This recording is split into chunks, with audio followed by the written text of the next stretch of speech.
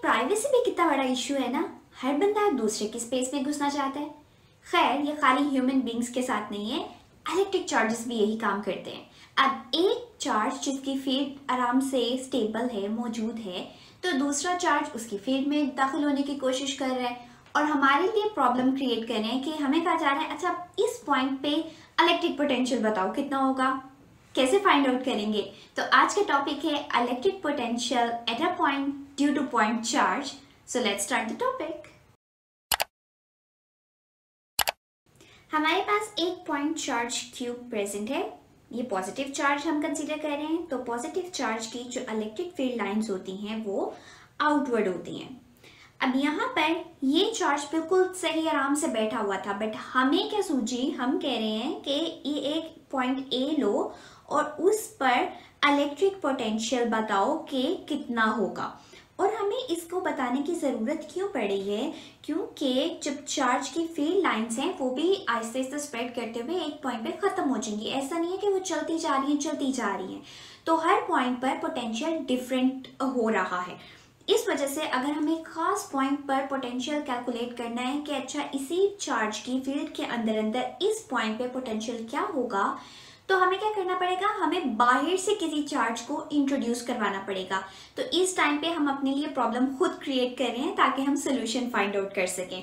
तो क्या करते हैं कि एक और पॉइंट लेते हैं Q, जिसको हम पॉइंट चार्ज का नाम दे देते हैं, यूनिट पॉइंट चार्ज का। बहुत दूर पड़ा हुआ था, इस वजह से हम उसको कह देते हैं कि ये इस टाइम इन्फिनिटी पर है। तो अब क्या होगा कि हम इसको खुद से लेके आ रहे हैं, इलेक्ट्रिक फील्ड में इंट्रोड्यूस करवा रहे हैं, तो ये इसके करीब आता जाएगा और यहाँ पर ये एंटर हो जाएगा इलेक्ट्रिक फील्ड के अंदर। अब क्या हुआ कि यार ये इस पॉइंट पर था, फिर नेक्स्ट ए पॉइंट पर आ जाएगा, तो ऐसा ऐसा ये मूव करता हुआ पॉइंट की तरफ जा रहा है। इसलिए हम क्या कर रहे हैं, बताना चाह रहे हैं कि हर पॉइंट पर पोटेंशियल डिफर कर रहे हैं। लेट्स से इस पॉइंट बी को हम सेकेंड पॉइंट को हम बी पॉइंट का नाम दे देते हैं कि पहले वो यहाँ पर था, देन वो ए पर मूव किया। ऐसा नहीं कि डायरेक्टली जंप करके ए पे आ गया, तो वो ऐसा ऐसा ग्रेजुअली एक पॉइंट से दूसरे पॉइंट तक जा रहा है।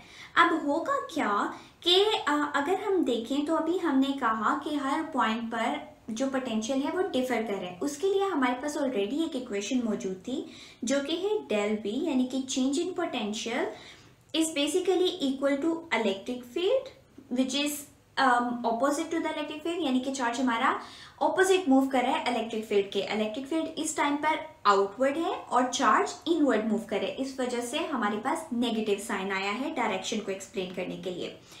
और चूंकि ये कुछ खास डिस्टेंस पर मूव कर रहा है, तो हमारे पास क्या हो जाएगा, डेल आर, जो कि डिस्प्लेसमेंट को रिप्रेजेंट कर रहा है कि यहाँ पर चेंज हो रहा है डिस्टेंस में। ये हमारे पास इक्वेशन थी। ये इक्वेशन सिर्फ तब एप्लीकेबल है जब हमारे पास इलेक्ट्रिक फील्ड जो है वो बिल्कुल स्टेबल रहेगी, इक्विलिब्रियम में रहेगी। बट हम क्या कर रहे हैं, यहाँ पे चार्ज को इंट्रोड्यूस करवा रहे हैं, बाहर से आ रहा है, तो उसकी वजह से इक्विलिब्रियम नहीं रहा, वो बाहर से आया और वो जब एंटर हो रहा है तो वहां पर क्या हो रहा है कि दोनों जगह पर इलेक्ट्रिक फील्ड डिफर कर रही है। बाहर तो नहीं थी, अंदर आके तो उसको इलेक्ट्रिक फील्ड का सामना करना पड़ा है, तो हर जगह पर यहाँ पर इक्विलिब्रियम क्रिएट नहीं हो पा रहा। इस वजह से हमें थोड़ा सा इसको मजीद एक्सप्लेन करने की कोशिश करनी पड़ेगी या डिराइव करना पड़ेगा कि ऐसा हम क्या करें कि अगर चलो हमारी इलेक्ट्रिक फील्ड लाइन इक्विलिब्रियम पर नहीं भी है, लेकिन पॉइंट जब वहां पर पड़ा हुआ है तो पोटेंशियल क्या होगा। इसके लिए क्या किया हमने कि अब पोटेंशियल तो डिफर कर रहा था हर पॉइंट पर, तो हम क्या करते हैं, जब हमें चीज़ों को एक्सप्लेन करना हो तो हम हर चीज़ को बहुत छोटे छोटे स्टेप में कंसीडर कर लेते हैं। जैसा कि अगर आप एक सर्कल देखो तो सर्कल की जो बाउंड्री होती है, आप इसको बिल्कुल ब्रेक कर दो छोटे छोटे पार्ट्स में, इतने छोटे पार्ट्स में कि आपको ये बिल्कुल इस तरह से नजर आए, और वो एक एक जो आपको डॉट या लाइन नजर आएगी वो यूं लगेगा कि बिल्कुल प्लेन है। हमारी अर्थ भी ऐसे ही है, हमें क्यों फील नहीं होता कि ये अर्थ जो है वो राउंड शेप में है, वो इस वजह से क्योंकि हम अर्थ के बहुत बड़े से पार्ट के छोटे से हिस्से में रहते हैं, और उस हिस्से में को अगर हम देखना चाहें तो वो हमें बिल्कुल प्लेन नजर आ रहा होता है, सेम ऐसे ही जैसे यहाँ पर हमने ड्रॉ किया। तो यहाँ पर भी अब इलेक्ट्रिक फील्ड को हमने बहुत छोटे छोटे पार्ट्स में डिवाइड किया, और उसकी वजह ये थी कि अब इन दोनों पॉइंट्स के दरमियान अगर हम पोटेंशियल को देखना चाहेंगे तो वो हमें बिल्कुल इक्विलिब्रियम लगेगा। हमें इलेक्ट्रिक फील्ड इक्विलिब्रियम लग रही होगी कि अच्छा कोई खास चेंज नहीं आ रहा, फिर हम छोटा सा पार्ट लेंगे, डिवाइड करेंगे, फिर हमें लगेगा अच्छा यहाँ पे चीजें हम ज्यादा डिफर नहीं कर रहे, लेकिन एक point let's say from centre to B point चीजें बहुत वेरी कर रही हैं, लेकिन विद इन स्मॉल इंटरवल्स हमें चीजों का जो डिफरेंस है वो इतना ज्यादा फील नहीं हो पा रहा, इसीलिए हमने इसको बहुत स्मॉल पोर्शन में डिवाइड कर दिया। अब अगर हम देखना चाहते हैं कि पॉइंट ने लेट्स से स्टार्ट किया है अपनी जर्नी को बी पॉइंट से और वो आहिस्ता आहिस्ता ए पॉइंट की तरफ आ रही है, तो सबसे पहले हम देख लेते हैं कि डिस्टेंस में कितना चेंज आया। अब सेंटर पॉइंट से लेट्स से ए पॉइंट तक का जो डिस्टेंस है वो हम आर ए कंसीडर करते हैं, और जो सेंटर पॉइंट से बी तक का डिस्टेंस है उसको हम आर बी कह देते हैं, और जो ए और बी दोनों के दरमियान हमारे पास डिस्टेंस आ रहा है वो चेंज है इन दोनों के दरमियान।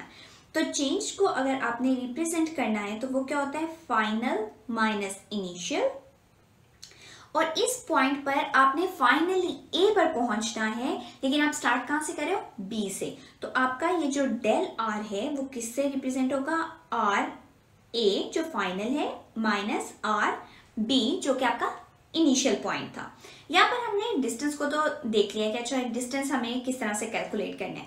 सेकंड पार्ट है हमारे पास कि ई क्या है, यानी कि इलेक्ट्रिक फील्ड क्या है। अगर आपने इलेक्ट्रिक फील्ड किसी एक पॉइंट की कैलकुलेट करनी होती है खास डिस्टेंस पर, तो वो हमने इन टॉपिक में इस चैप्टर में पहले ही टॉपिक को डिस्कस किया है कि E is equals to 4 pi epsilon not Q over R square.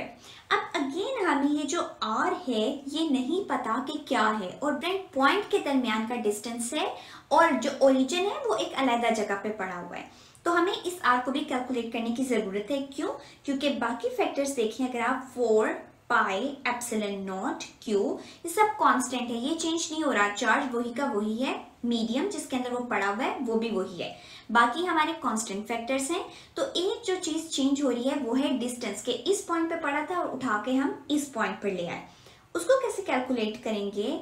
अगर हम यहाँ पर देखें कि आर स्क्वायर को ब्रेक किया जाए तो वो बनता है आर इंटू आर, यानी कि 2R के दरमियान का डिस्टेंस का प्रोडक्ट, सॉरी। अब ये वाला जो R है हमारे पास दो डिस्टेंसेस आ रहे हैं फ्रॉम द ओरिजिन पॉइंट, और अरिथमेटिक मीन को अगर हम यहाँ पर लगाएं और देखें तो वो क्या हमें बताते हैं कि एक आपके पास डिस्टेंस है RA, दूसरा आपके पास डिस्टेंस है RB। तो दोनों डिस्टेंसेस चूंकि हमने कहा कि बहुत स्मॉल पोर्शन में हमने डिवाइड किया हुआ है, और हम ये कंसीडर करें कि हर पोर्शन दूसरे पोर्शन से इक्वल डिस्टेंस पर है, तो हम R की जगह उसको RA RB में कह सकते हैं। तो यहाँ पर हमें पता चल गया जो R स्क्वायर है वो RA और RB के इक्वल होगा। तमाम चीज़ों को अब हम इस A इक्वेशन में पुट कर देते हैं, तो हमारे पास क्या है, डेल V यानी कि चेंज इन पोटेंशियल, जो कि इन दोनों पॉइंट्स के दरमियान हमें दिख रहा है, वो माइनस, चूंकि हमारी डायरेक्शन ऑपोजिट थी, माइनस A इक्वेशन से एज इट इज उठा लिया, E की जगह 1/4 पाई एप्सिलॉन नॉट Q, और अब R स्क्वायर की जगह क्या हमने लिखना है, RA RB, और ये सब कुछ मल्टीप्लाई हो रहा है डेल R से, जो कि हमने फाइंड आउट किया कि बराबर है RA माइनस RB के। सिंपली अब हमने इसको थोड़ा सा रीअरेंज करना है और हमारे पास चेंज इन पोटेंशियल आ जाएगा। तो क्या करते हैं कि यहाँ पर -1/4 पाई एप्सिलॉन नॉट Q, तमाम वो फैक्टर जो कि कांस्टेंट थे उनको बाहर निकाल लेते हैं। अब हमारे पास क्या बचा, RA minus RB over RA RB। अगर इसको भी हम देखना चाहें तो क्या बनेगा, 1/4 पाई epsilon not Q RA over RA RB minus RB over RA RB। हम थोड़ी सिंपली मैथमेटिकल कैलकुलेशन कर रहे हैं, उसके अलावा कुछ भी नहीं। RB RB से कैंसिल हो जाएगा, RA A से कैंसिल हो जाएगा। सो जो अब हमारे पास फाइनल फैक्टर बचा है वो किसके बराबर होगा, यहाँ पर आएगा -1/4 पाई epsilon not Q 1/RB minus 1/RA, यानी कि दोनों के दरमियान जो डिस्टेंस है उसके रेसिप्रोकल को अगर हम चार्ज से और उसकी फील्ड और बाकी सारे कांस्टेंट से मल्टीप्लाई कर दें तो हमारे पास जो पोटेंशियल है वो आ सकता है। अब यहाँ पर जो हमारे पास माइनस साइन है, अगर उसको अंदर इंट्रोड्यूस करवा दिया जाए फुल इक्वेशन में तो क्या बनेगा 1/4πε0 और इस माइनस साइन की वजह से ये फैक्टर हमारा माइनस में चला जाएगा, जबकि जो माइनस माइनस है वो प्लस बन जाएगा। तो अब इसको थोड़ा सा मजीद रीअरेंज कर लेते हैं। तो क्या होगा 1/4πε0 1/RA, क्योंकि वो पॉजिटिव था तो उसको पहले लिख दिया, माइनस 1/RB। इसका मतलब है हम आप यहाँ पर किसी भी पॉइंट के दरमियान पोटेंशियल डिफरेंस को फाइंड आउट कर सकते हैं, लेकिन हम पोटेंशियल डिफरेंस इन दो पॉइंट्स के दरमियान फाइंड आउट कर रहे हैं। हमें एक सिंगल पॉइंट के ऊपर अगर फाइंड आउट करना है कि पोटेंशियल क्या होगा, चूंकि वो तो ए पॉइंट था, हमें तो बी पॉइंट चाहिए नहीं था, बट हमारे पास चेंजेस इतने आ रहे थे कि चेंजेस को ब्रेक करने के लिए या उसको स्टेबलाइज करने के लिए हमने छोटे छोटे पार्ट में डिवाइड किया हुआ था। अब हम बी पार्ट को बिल्कुल भूल जाना चाहते हैं, हम सिर्फ ए को कंसीडर करना चाहते हैं। तो ऐसी कंडीशन में हम क्या करते हैं, हम कह देते हैं कि जो बी पॉइंट है वो अब एग्जिस्ट नहीं करता, वो इन्फिनिटी पर है, वो कहीं बहुत दूर पड़ा हुआ है। जो चीज़ बहुत दूर पड़ी होती है हम उसको कंसीडर ही नहीं करते। तो क्या हो जाएगा कि अब हम सिर्फ और सिर्फ यहाँ पर डेल v इक्वल्स टू 1/4πε0 और क्या कहेंगे कि जो b है वो किसी बहुत इन्फिनिटी पर पड़ा हुआ है, और 1/∞ यानी कि इन्फिनिटी को अगर हम डिवाइड करते हैं तो हमारे पास आंसर आ जाता है 0। तो ये बन जाएगा 4πε0 1/RA, और -0 अगर आपने लिखना है तो लिख सकते हैं क्योंकि एक एडिशनल स्टेप है, अदरवाइज आप डायरेक्टली यहाँ पर बता सकते हो कि आपका जो पोटेंशियल है ए पॉइंट पर, और आप इसको भी ब्रेक कर सकते हो यानी कि VA माइनस VB, और ये VB हमारा हो चुका है 0। तो इसका मतलब है कि अगर आपको किसी एक खास पॉइंट पर पोटेंशियल बताना है तो आपको कुछ फैक्टर्स की ज़रूरत होगी, और वो बाकी तमाम चीज़ें कांस्टेंट रखने के बाद सिर्फ और सिर्फ आपको एक R डिस्टेंस चाहिए कि वो इस टाइम पे फील्ड में किस जगह मौजूद है, तो आप उस जगह पर पोटेंशियल को डिफाइन कर सकते हो, उसको डिटरमिन कर सकते हो। तो ये था हमारा आज का टॉपिक।